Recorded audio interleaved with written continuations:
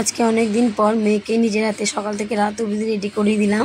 স্কুলে যাওয়া থেকে শুরু করে সকালে পড়তে যাওয়া থেকে সব কিছুতে আমি আজকে নিজের হাতে মাম্মামকে রেডি করে দিয়েছি। তো শুভ সকাল আমার বন্ধুরা, কেমন আছো তোমরা সবাই? আমি খুব ভালো আছি।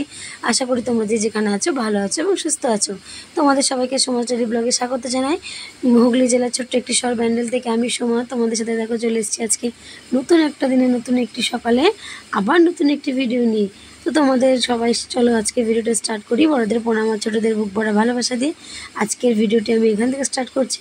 তো সকাল সকাল যেহেতু উঠে পড়েছি, কী করবো বলো, ছুটির দিনে যে একটু বেলা করে ঘুমাবো তারও কোনো উপায় নেই। ঠিক 4টে কি 3টে বাজলে ঘুমটা যেন ভেঙে যায়। আর একটা চিন্তাই মাথায় থাকে যে আমাকে ভিডিও আপলোডে বসাতে হবে। ঠিক টাইমে যদি ভিডিও আমার বন্ধুদের কাছে না পৌঁছয় তাহলে তো তারা দেখতে পারবে না, তাদের মনটা খারাপ হয়ে যাবে, তাই না? তার জন্য চোখ থেকে ঘুমটা উড়ে যায় আর ঘুমটা চোখে আসে না। আর এদিকে গুগলের স্কুলও আছে 7টায়। তো আজকে আছে, আর আজকে ছিল, কালকে আছে লাস্ট।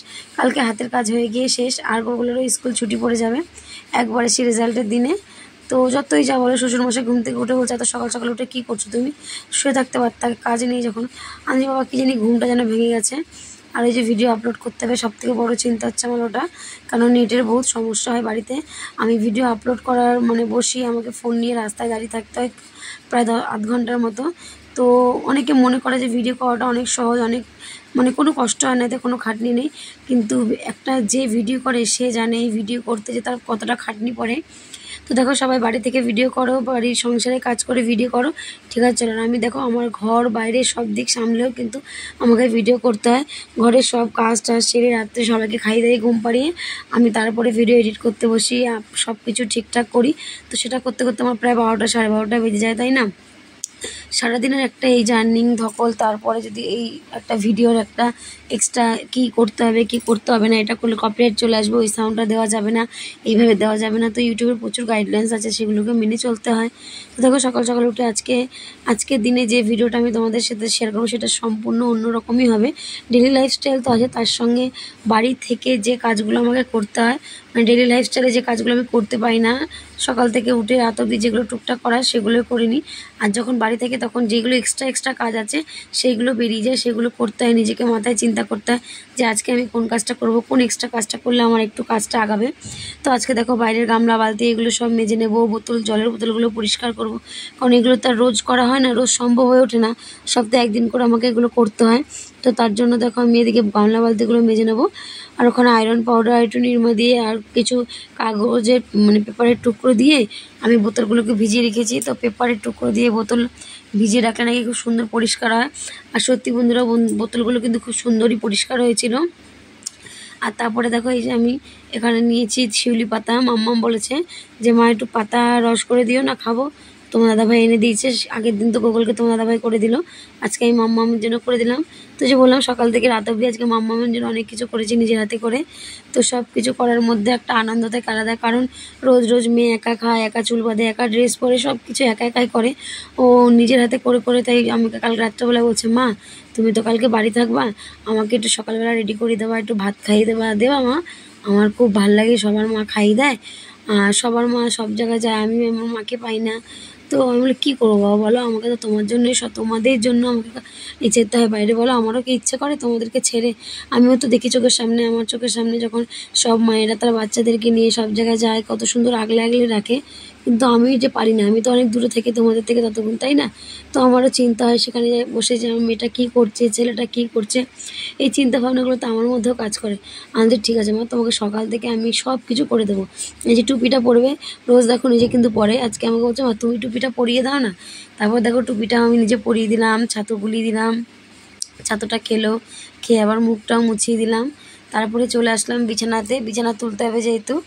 আর সব কাজ রান্নার ফাঁকে ফাঁকে আমি কাজগুলো সেরে নেবো, কারণ ওই বসে থাকলে হবে না। সকালে যেহেতু মাম্মামকে স্কুলে যাবে, এদিকে কিন্তু আমি ভাত বসিয়ে দিয়ে এসেছি। আর আজকে এই বিছানা চাদর বালিশ কম্বল এগুলো কিন্তু রোদে দেবো, তার জন্য এগুলোকে এই সাইডে রেখে নিচ্ছি। চাদরটা পাল্টে নেবো, চাদরটা পাল্টে নিয়ে তারপরে এগুলোকে, যে এখনও সকাল প্রায় এখন 8টা বাজে, তো 8টার সময় এখনও বাইরে কুয়াশা সেরকম রোদ আসেনি, ওই জন্য ভাঁজ করে এক সাইডে রেখে দিলাম। রোদটা আসলে তারপর সেগুলোকে নিয়ে আবার রোদে দিয়ে দেবো। তো আজকে অনেক কাজ করেছি, প্রায় মানে স্নান তো সকালে দেখো গা ধোয়ার মতো একটা কাজ হয়েই যায়। আর মাম্মা আজকে স্কুল যাওয়ার সময় আমার পুজো দিয়ে গেছে, আমারও তো চিন্তা ছিল না। তারপরে সেই একবারে স্নান করতে করতে আমার 3টে 3:30 বেজে গেছিলো।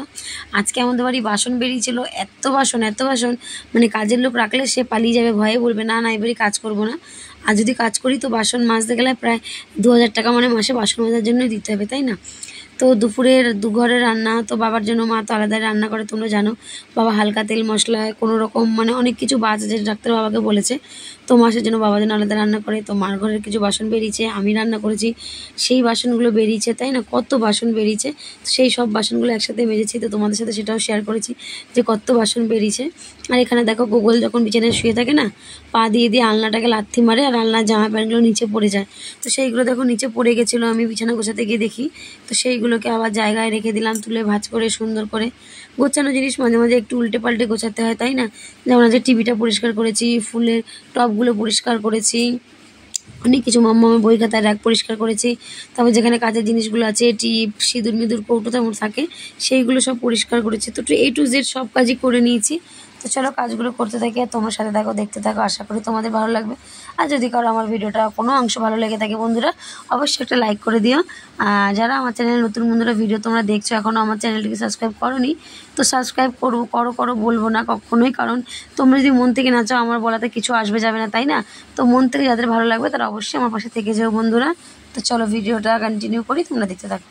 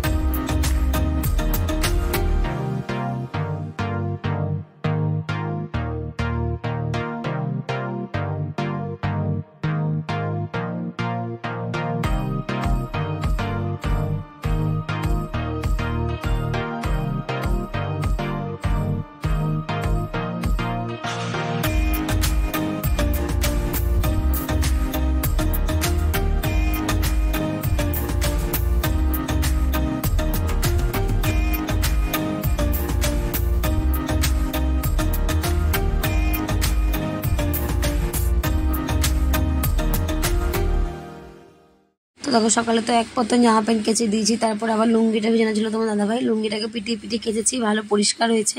রোজ তো ধুয়ে দেওয়া হয় তাই না, একদিন যদি না কেচে দিই কেমন লাগে, বাড়ি বেটা ছেলে মানুষ লুঙ্গি পরবে, যদি কেচে না দিই নোংরা থাকে ভালো লাগে না। আর আজকে বেগুনটা পোড়াবো, দেখো বেগুন পোড়াটার মধ্যে আজকে একটা রসুন দিয়ে দিয়েছি।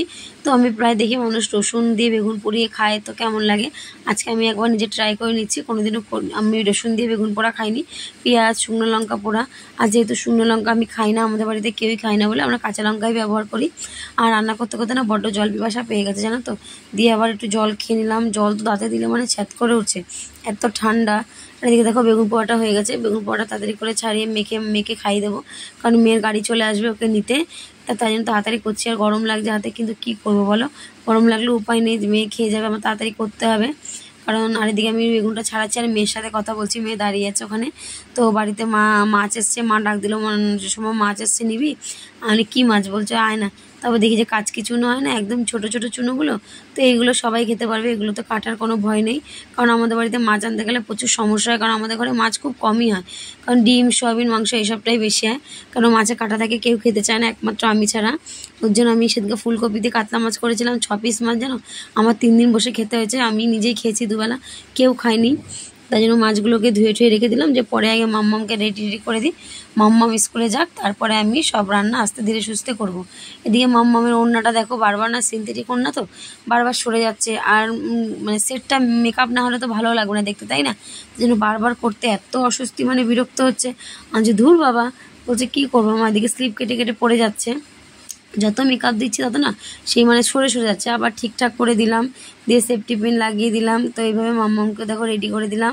তারপরে এবার হচ্ছে মাম্মামের ড্রেস পরা হয়ে গেছে, এবার হচ্ছে মাম্মামের চুল বাঁধার পালা। তো এবার মাম্মামের চুলটা বেঁধে দেবো, চুল বাঁধার পালার পরে চলে আসবে মাম্মামের খাওয়া দাওয়ার পালা।